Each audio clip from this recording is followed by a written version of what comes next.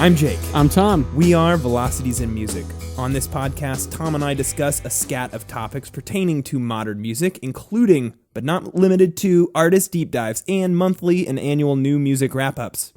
We are a month into 2017, and it is time to reflect back on the albums that came out in January. Today, we'll cover a short list of featured January releases in depth, plus we'll give you a brief run-through of January honorable mentions and albums we didn't recommend from the month. Before we get started, you can help support Velocities in Music. Subscribe to Velocities in Music on your favorite podcasting device to automatically get our latest podcast episode sent to your device for your listening pleasure. Also, Velocities in Music does not want your money. We also don't want to introduce any ads into the podcast yet. Right now, all we want is for you to share Velocities in Music with family or friends whom you think would benefit from joining in on the music discussion Tom and I attempt to create in each podcast episode. Tom. Yes. Good month, January. Nice start to 2017. I thought it was a really strong start. We had a lot of notable albums come out. Some albums that we were looking forward to, we were anticipating, that didn't end up disappointing, really. Right. So, Tom, this is the second monthly iteration of I think in November of 2016 is when we switched how we do the monthly wrap-ups. Can you kind of give a brief overview? Now we're doing this whole featured album, honorable mention, not recommended thing. What does that mean? Yeah, absolutely. So we're bucketing the albums we talk about a little bit more so that we can be more individualized with how we want to talk about them. We're going to pick, a batch of featured albums that we get into a little bit more in depth. Then we'll talk through honorable mentions that we'll maybe just say, a quick comment on to give our overall thoughts. Those are probably going to be albums, Jake, that you and I liked, that we would recommend, but maybe we just didn't find a whole lot exciting to say about it, or maybe we just weren't blown away by it. But we still want to put it out there to get on you guys' radar in case it's something that you would enjoy. And then at the end, the not recommended albums that we wouldn't go out of our way to recommend. Still, of course, if it sounds like something you guys would like, I'd highly encourage you to go listen to it and check it out for yourself. But they're albums that Jake and I in particular were not too keen on. And if you did like those albums and we didn't, we want to hear why. Yes. Put us in what our are we place, missing? Right. Well, Tom? Yeah. Would you like to get started? Let's do it. All right, we're going to start with featured albums, and our first featured album of January 2017 is Bonobo with Migration.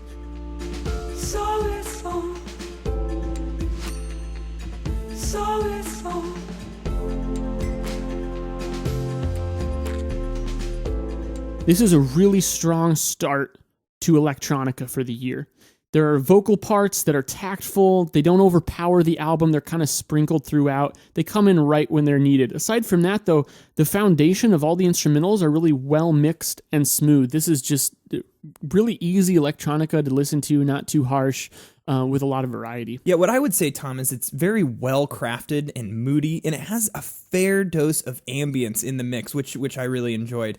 And I think I ended up liking this just a hair more than you. I really enjoyed this, listened to it several times throughout the month. The beats are really, really well done. They hit that sweet spot between driving electronica and more sample-based clicks.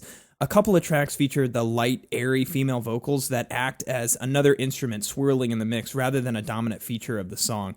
The ambient nod Bonobo shows on Migration provides for a significant focus on atmosphere. This album feels spacious and warm, which is something relatively rare in the electronica genre. I'm really digging the mood and the composition of these songs. The back half of this album isn't as strong as the front, however, it is still a very strong electronica release overall. Next up, we have the third release from the great country of Britain, I See You by the XX. I thought I had you on hold.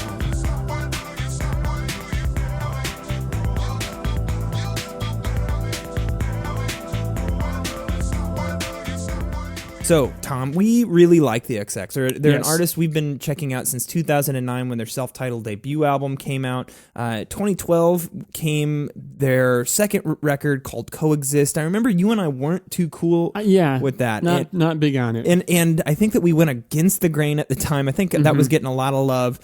So we were fairly, it's been 5 years since they released an album, almost 5 years. Yeah. Jamie XX released a solo album a couple of years back, and that was really good. Yeah, it was, and I remember we really liked that. So excited for I See You to come out, and just to dive into the music. This is very sparse and emotional. indie pop music. I would kind of craft. This is like crafted electronica at times as well. But it's pop music at its core, so that's what I'm going to classify it as. And I really like the sense of space that they just inherently have in their songwriting. The space between the clean, slightly reverbed electric guitar and the strings provide this emotional, austere backdrop for this emotive, cold vocals that they have throughout the album. I think that this album really leans toward sound over songwriting, and while they pull this off well, I'm left wanting just a little bit more in the songwriting. Yeah, I am as well. I still thought this was much better than Coexist. Agreed. But not as good as their debut or even Jamie XX's solo album from a couple years ago. It is cool to hear them do some more up-tempo stuff. They're subdividing the beats a little bit more. There's some more movement, some more samples worked into this. But it's still, it's not sacrificing that intimacy that is the trademark of their sound. It still has that coy, sedated vocal nature, and everything fits together well. I thought it was a nice evolution in sound and had some really great tracks on it, but I also thought there were some forgettable ones. So, in style, yeah, I like where they're going, but I'm with you, Jake. I just overall thought the songwriting didn't quite hit it home as much as their debut. Definitely still recommend it, though. Oh, yeah.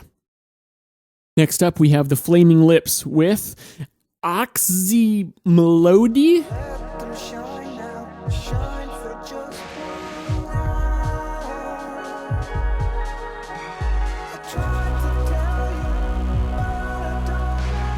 I read it as moldy. Moldy? It's not how it's spelled, but that's how my brain moldy. Reads it. Yeah. See, I don't know if it's supposed to be like that or if it's supposed to be like an abbreviation of melody. I don't know. Yeah, that's smart. Or I mean, have you looked in to see if this is like an anagram of some kind? I have not. Yeah. Maybe I should. Maybe you should. I just don't care enough. I don't know. Odd title aside, focusing more on the music here. The Lips on this album, they've gone even more electronic, which of course, they've always been front runners of incorporating some futuristic sounds into their music. They've been doing it for a long time. They're just doing it even more so here. This is an electronic-driven album. It doesn't really bother me, though. These songs, for me, are good. They have a point, they have strong melody, and they come together to create a unique and unified experience. I don't think this is anywhere near their best work, but for me, it wasn't a disappointment. I think I'm liking it a lot more than a lot of critics are out there, Jake. And I'd like to dive in. So, as you said, they moved more into that electronic area. It's that ambient, spacey, experimental electronics style. Good point. And there's not much in the way of pop hooks or melody on the album, even if the title is like hinting towards melody. But outside of a couple of that's outside of a couple of Wayne Coyne vocal parts that guy just can't help but write a catchy hook. Right. I do love some of his vocal parts at times. Yeah. Like those are the things that stick out to me. Exactly. This is intending to create a mood and an atmosphere, much in the way of their previous album, The Tear did, just edging a little bit more back towards mainstream by incorporating occasional nice electronic melodies and distorted bass and guitar riffs. Spacey is the key word here. I want to space out through most of this. Next up, we have Foxygen with Hang.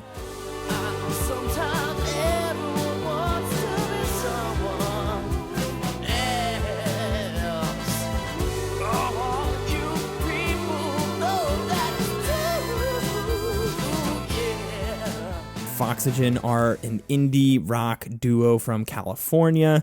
In 2013, they came out with an album called We Are the 21st Century Ambassadors of Peace and Magic. And Tom, I remember we liked that fairly well. Pretty well, yeah. Wasn't one of our favorites of the year, but definitely an enjoyable record. So excited. We did not cover And Star Power, their 2014 release. Now, 3 years later, we have Hang. And this is, I think, like a serious shift from the classic rock nostalgia sound that Foxygen have showed on their previous records. This album is very short, just a hair over half an hour long, with 8 tracks coming in around 32 minutes. There is still a strong classic rock vibe to this, but it shifted more towards more of a expansive pop feel, incorporating this prolific orchestra backing accompanied by horns and a songwriting style that sounds way more closer to like Bowie, Elton John, or even ABBA. This is dramatically flamboyant and exaggerated, and for the most part, they knock it out of the park. I wish this album were longer. I need to give it subsequent listens to really sort out the sonic blitz that I've heard. I've listened to this about 3 times now, and I still need to listen to it more. But I'm totally willing to, and I want to come back to this after all the listens that I have, just from how interesting it was. Yeah, I agree that I actually wish it was longer. And this is an album I liked overall, but I had some problems with, and it's kind of odd because very rarely do I say that making an album longer would make it better. Yeah, usually we say the opposite. Right, exactly. But this album is so saturated with ideas. And from a creative perspective, from an artistic perspective, I have a lot of respect for that. But when you're fitting so many ideas into such a short amount of time, it becomes a little bit dense and overwhelming. I almost wish they would have put some space in there in the tracks just to let you process what just happened before moving on to the next idea. So it's one of those things that I think is very impressive, just the attention to detail in the arrangements, but it feels a bit grand and not as purposeful. I'm not really sure what the meaning behind this is. So I'm just not sure to what end they're trying to accomplish that. But at the same time, I do have a lot of respect for it. Right. Next up, we have another indie rock duo, Japandroids, with their third LP, Near to the Wild Heart of Life.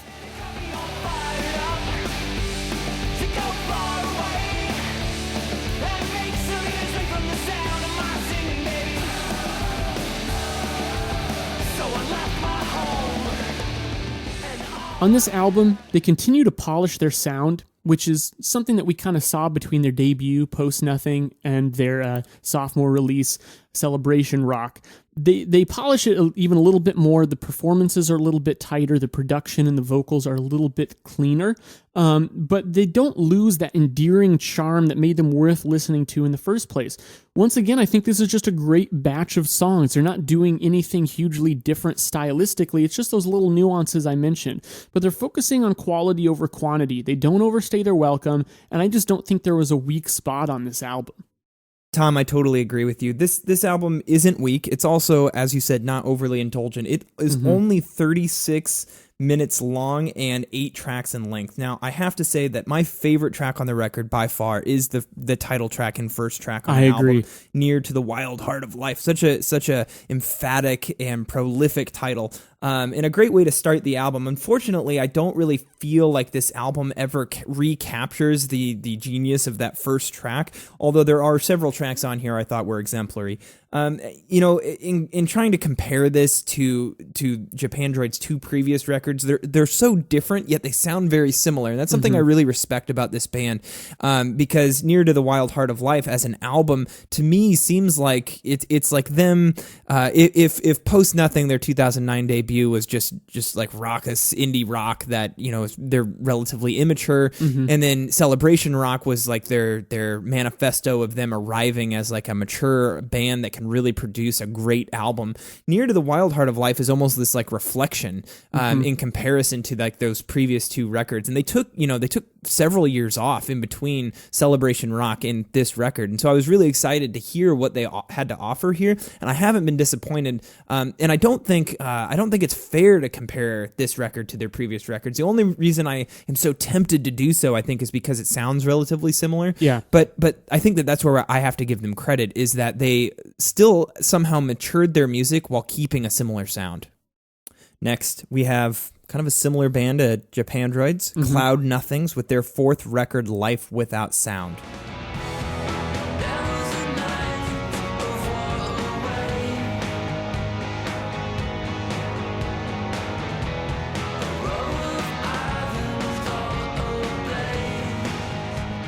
Life Without Sound, Cloud Nothings. This is a band that I've been following for several years now, Tom as well, through Velocities of Music. I think our first, I'm not sure, did we review their first record? No, we started with Attack on Memory. In 2012, which I remember we really liked that record. Yeah. These guys have this way of presenting indie rock with a definite kind of modern punk edge to it. in just a way that is somehow nostalgic but also refreshing at the same time. And that's a rare combination that bands ever end up on. So it's always a pleasure hearing what these guys put out. And in 2014, they came out with Here and Nowhere Else. And I remember really, really enjoying that record. In fact, there's still a couple songs from that record, one being the title track, that I cannot stop listening to. Yeah. So I was very, very excited to hear Life Without Sound, the band's fourth record. And, not these guys didn't disappoint me. This is by far my favorite album that came out in January. And I'm going to be surprised if I don't continue listening to this thing throughout the year. The first thing that I noticed was different. The previous two records that we just mentioned have these like landscape pictures on their cover, but they're both in black and white and involve some sort of building. This is a little bit different. You kind of see it's still a landscape, but you're seeing like a view of the sea, the horizon on the sea, and it has like this blue tinge to it. And I think that's like a subtle nod to the fact that there's a little bit more emotion going on here. Yeah, there is. A little bit of a different sound, and you can hear that on the first track, Up to the Surface, which is my favorite track on the album, similar to Japandroids. Yeah. And I hear just like this really bright, warm sounding kind of ethereal electric guitar on there that's not quite as distorted as what the guitar normally is on a Cloud Nothings album. Now, this album kind of goes all over the place. There are moments on this record that get really dark and heavy, especially towards the back end of the album, and it makes for a really kind of roller coaster ride of an experience. Overall, I really, really enjoyed Life Without Sound. I really like this one too. There's just, you mentioned they carry kind of a similar style with that kind of punk edge to an indie rock sound. And I think that here there's even a little bit more to the chord structures and vocal melodies. Almost, I kind of want to say a little bit poppier even. I would agree with that. But that's mainly in the writing. Yep. What I think saves it for me is that they take that more poppy, maybe focus on melody, but they still present it in a way that's nice and clangy, has a lot of energy to it, and just a lot of authentic, like kind of youthful spirit. Yes, very imperfect vocals. The guy's kind of yelling at times. I think it gives it a nice edge. And now for our last featured album from January 2017, we've got Allison Crutchfield's solo debut, Tourist in This Town.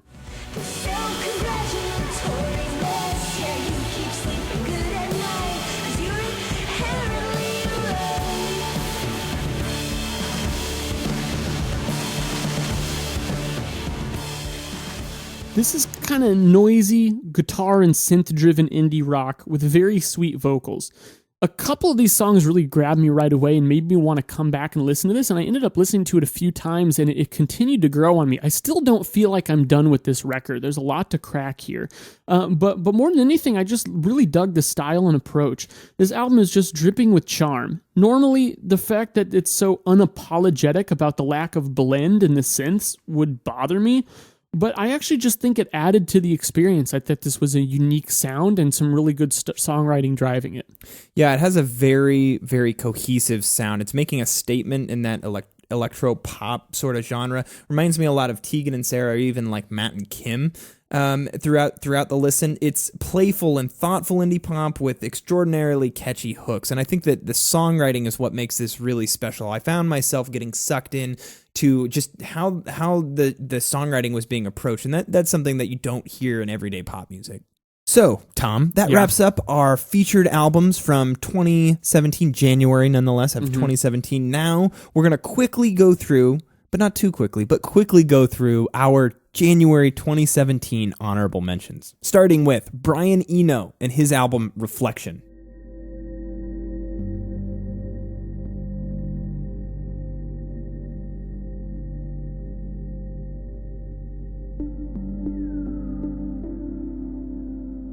Nothing too surprising here if you're familiar with Eno's ambient work, but I also don't feel like he's doing much to move on his own sound forward. It's starting to feel like he's just cashing in on his name. I still like this a lot more than 2016's The Ship, and it's pretty cool that he's actually recorded this live in one take, as ambient music has a reputation for being all studio sculpted rather than performed, but I wish that this had more texture and multiple dimensions than being so smooth.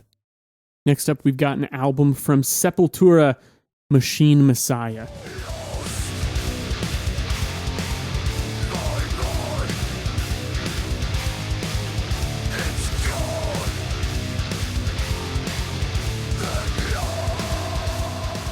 Sepultura is a great metal band, and this is metal with meaningful helpings of death, speed, prog, even thrash metal, really throaty vocals and pristine production, almost to a crime. And the production, I think, actually truncates a lot of the intensity that could be here.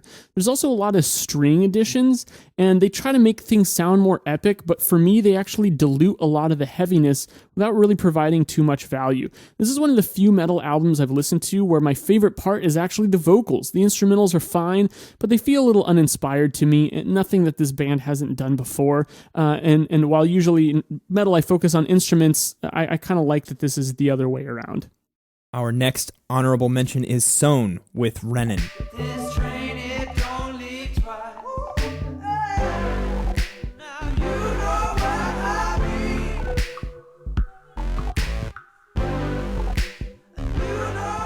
This is electronica with an R&B feel to the vocals. Reminds me a lot of James Blake, like strikingly similar to James Blake. Most of these songs include looped, sampled beats, tactful, pulsing synths to create this sonic backdrop that works well with the vocals. Sewn's vocals sit over top, crooning out themes of anxiety in a somewhat Thom Yorke-inspired fashion. Sewn includes some piano at times, and I wish he would have done it more. Some nice dynamic contrast provided here by layering electronic melodies and synth layers. Overall, this is fairly solid and mostly enjoyable. Next up, we've got Code Orange with their new album, Forever.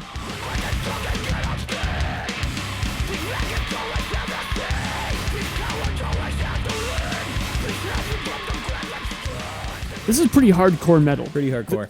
The guitars are engineered to sound just absolutely devastating. The bass is huge. I appreciate that these guys try to sell the sound by really going all out, especially in the vocals. The multiple vocalists make this kind of unpredictable as to what kind of edge each song is going to have, and mostly I'd consider that a good thing. Sometimes they're shrieking, sometimes they get nice and throaty, sometimes they just belt out some kind of melody. Still, though, even with this more progressive tactics and dynamic contrast, I'm finding myself having a hard time taking this seriously. I think the sound is pretty cool, and I appreciate the commitment to it, but the songs meander a little bit too much to really make a focused point. Next up, we have prog metal band Pain of Salvation in the Passing Light of Day.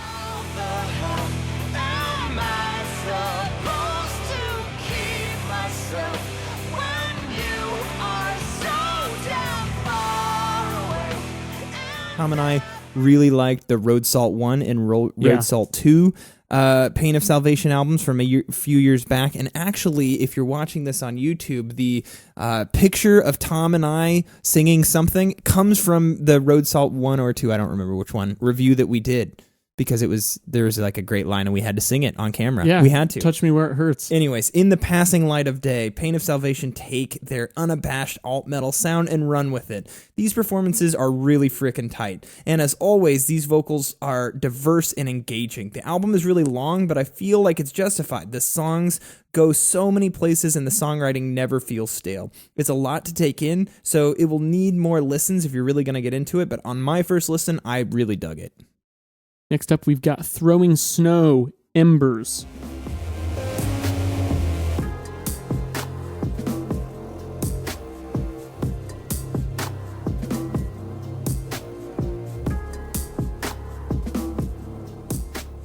This is more electronica. This is kind of moody electronica. If you take some aspects of like Aphex Twin and also Tim Hecker with some more of the ambient work. Also a little bit of memory tapes because there's certainly some bounce and even like a little bit of poppiness in here, even if there's no vocals.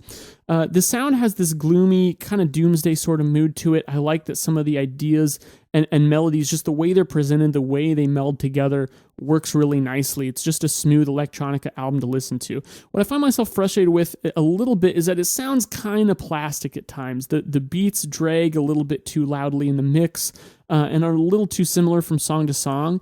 But I think that Embers also has a lot of intrigue to offer. And while there's some room for improvement, overall a really good album. Next up, we have William Basinski with A Shadow in Time.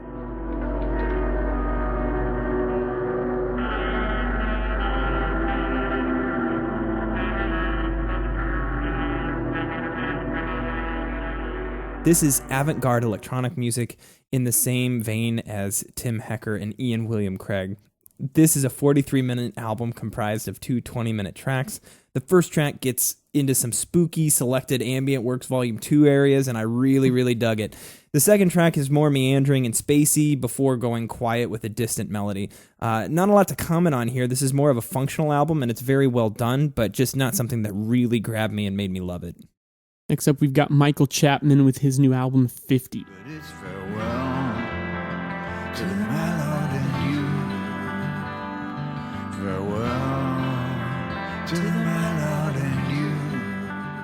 This is some kind of dusty sounding folk or country. Chapman's voice sounds really aged, like a late career Tom Waits or Leonard Cohen, with his almost spoken lyrics. The songs are comprised of primarily acoustic guitar, some steel guitar here and there, light bass and drums backing him up. There are some good tunes on this album, but it's pretty spotty, and particularly there's just some long songs. I felt like I should be close to the end of the album when I was at like track 6, so that was a little hit against it. But stylistically, if that sounds like something you'd like, I definitely recommend checking it out. Next, we have an album that I'm not sure if this should be like a January 2017 release, or like technically did this come out in like fall of 2016? I'm confused about it too. I don't really know. We're going to cover it anyways. This is an honorable mention for Tycho, ambient artist Tycho, and the album is called Epoch.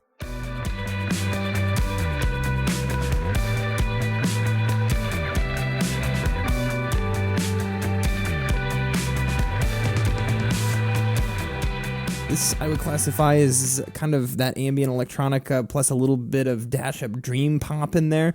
This is all about the ambience of the sound and the soundscape, and it's kind of more like a Youth Lagoony Boards of Canada is how I would describe it. I actually really enjoyed this listen. Some of it even sounds more like post-rock at times, where even if the drums are being, programmed, they still feel like a performance, not a composed loop with bass and guitar to boot, which I really enjoyed. Next up, we've got the Proper Ornaments with their album Foxhole. Memories will go, slowly float away, but I can see your face. Yeah. From what I recall of Proper Ornaments' debut when we reviewed it a while back, this sound is quite similar. It's sedated, drugged-out indie rock that has a strong 60s and 70s influence along the lines of Syd Barrett and the Velvet Underground. I actually think the songwriting is quite strong here, though. I'm finding this to be more memorable than their first album. Despite the lackadaisical performances, there's some real soul driving the songs here, and several tracks that I found myself coming back to. Next, we have Ronika, Lose My Cool.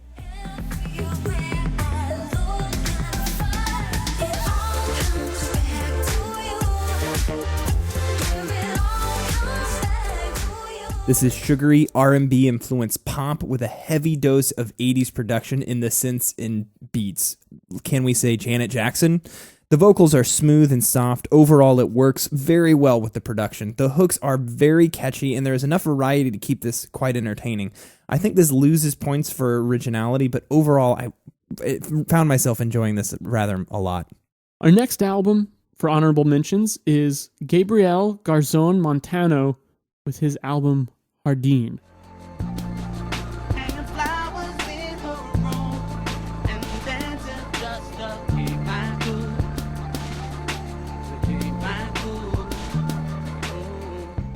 I'm hoping I'm pronouncing that one right. You did a great job. Thank you. This is upbeat R&B with a very unique modern sound. Most R&B these days is all about being smooth, but this album isn't afraid to feel instrumentally disconnected at times and have some rough edges. I think that adds a lot of character, and the vocal persona is really nice and confident without being arrogant. This is an album I actually listened to 2 or 3 times, and I want to keep coming back to. I think it's just got a really neat sound, and definitely one that I would recommend you listen to.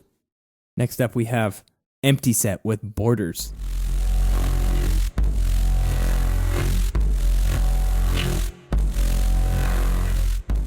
This is electronica that is 100% about texture.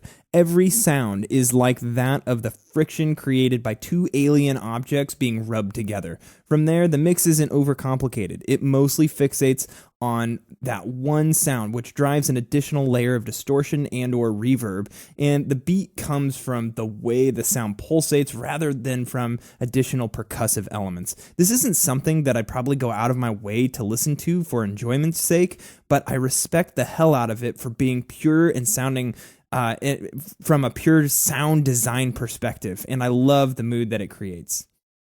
Our next album is Tift Merritt, Stitch of the World. Just having a real good time on my boat, on my boat, on my boat. Jake, whereas I was a little bit higher than you on Proper Ornaments, you were a little bit higher than me on this one, Yep. on Tift Merritt. I actually, this is kind of alt-country folk.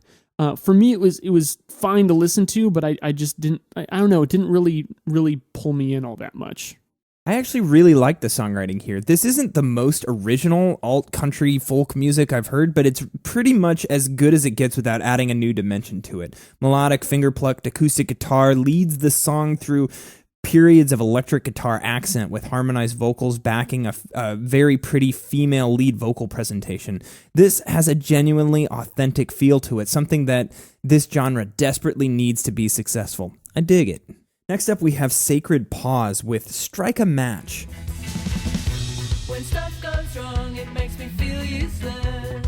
Give me a reason and I will stay. It's funny sometimes, I find it hard to confess. This is like if you mix Vampire Weekend with a female-fronted late 70s new wave band. The result is fun to listen to, but without much variety or depth. It's a stylistic niche that you'll probably enjoy, but not really, what Tom and I are looking for when it comes to like complex songwriting and an album listening experience. But in all seriousness, this is a sort of thing that Tom and I really wouldn't get into, but everyone else usually would like more than us, and sometimes we catch some flack for not liking albums like this, and you guys are probably right. We're probably a little bit overzealous in our need for complex songwriting in a vast album structure, so overall this is pretty good, and we thought we'd give it an honorable mention. Next up, we've got Piano Magic's Closure. Let me introduce you to all my friends. Then I'll get out of the way. This is lush, kind of dreamy art rock almost with sinister undertones. Sometimes it almost has a Massive Attack vibe, even though the sound palette they're using is completely different. It's just this like kind of brooding sentiment. At other times, though, it has an earthier kind of chamber feel. There's some pretty good stuff going on here. I didn't quite love it, but Jake, I think you liked it more than I did. Yeah, this really reminded me of Wussy's album from last year, Forever Sounds. It seems kind of simple on the surface, but there is a lot going on in each song with lots of great chord progressions and instrumental composition that creates this gloomy, intricate mood. None of these songs really blow me away, but I really found myself enjoying the sound and general songwriting aesthetic. Our last honorable mention, we have Julie Byrne with Not Even Happiness. It's all goes by if you're asking. Been a long time since This is sultry, artsy singer-songwriter with a lot of great guitar and a healthy dose of reverb. Reminds me a lot of a more stripped-down version of Lisa Hannigan's album from 2016. I like that things aren't too obscure in the sound here. There's a lot of clarity in the parts, but still a lot of atmosphere and proper blending. The songs don't blow me away, but this was really good on the first listen I had. Okay, now we're going to move to our relatively short, not recommended list for January. And really the way to think about these are albums that, well, first off, we didn't necessarily hate them. If we did hate them, we'll sure as hell tell you guys about it. Yeah. But these are just ones that didn't really move us enough to say that we could put our stamp on it to say, you got to check this out. But then again, if it sounds like something you might enjoy, please go seek it out, find out for yourself. That's what music's all about. So we'll go ahead and start these not recommended albums with Sundara Karma, Youth is Only Ever Fun in Retrospect.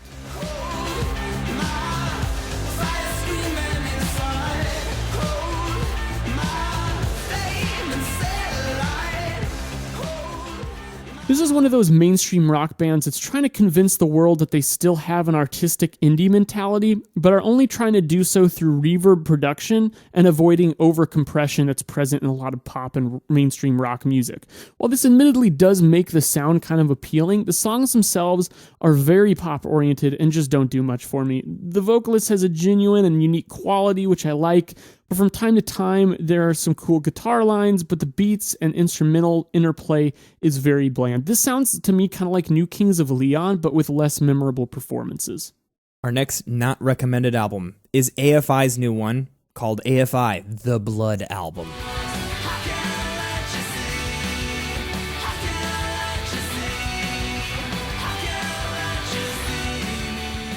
Just to be a little melodramatic, but that's what I would expect from AFI. They're a pop-punk outfit, a little melodramatic at times, kind of serves their music and their purpose. And this is pretty much exactly what you would expect from AFI. I hear some pretty solid vocal and guitar hooks, good energy. The pop structuring really makes this quite predictable, though. AFI is doing nothing original here, and they really aren't providing any warrant to care about the album. It's fine, just not something that I'm particularly apt to like. Almost a blander version of Circa Survive. Our last album for January 2017, and a not recommended pick for us, is Mark Eitzel with Hey Mr. Ferryman. Don't know how I got so broken. If you wanna leave, what can I say? Well, sing it. This is a very lush, layered singer-songwriter in the vein of albums we heard last year from Barry Adamson and Ed Harcourt. I really like the arrangements and sound choices, but Mark's voice doesn't really move me in any way, so it's just not very powerful. On top of that, for being music that is trying to focus on melody, the melodies aren't very memorable to me. Now, I'm not really into this one, but if that style sounds like something you'd like, check it out, because you might find some stuff to dig about it. Like I said earlier, Tom, January 2017, strong start. I'm Definitely. Very, very excited for the rest of the year. We're already a little bit into February when we're recording this, and already Elbows dropped an album. Yeah. We're quite excited about that. A lot of great releases planned for the rest of this year. Very excited for 2017 new music. So, what were your top 5 favorite albums from January 2017? Any major disappointments? Also, were there any albums you guys found yourself loving that Tom and I didn't cover? Shoot us a note. We'd love to hear your thoughts. Thank you guys for your continued support and participation. Tom and I loved all your comments on our YouTube videos, your Facebook messages, and your emails to us. Your participation is what makes Velocities in Music possible. So, as always, thank you for being awesome. I'm Jake. I'm Tom. We are Velocities in Music, moving music discussion forward.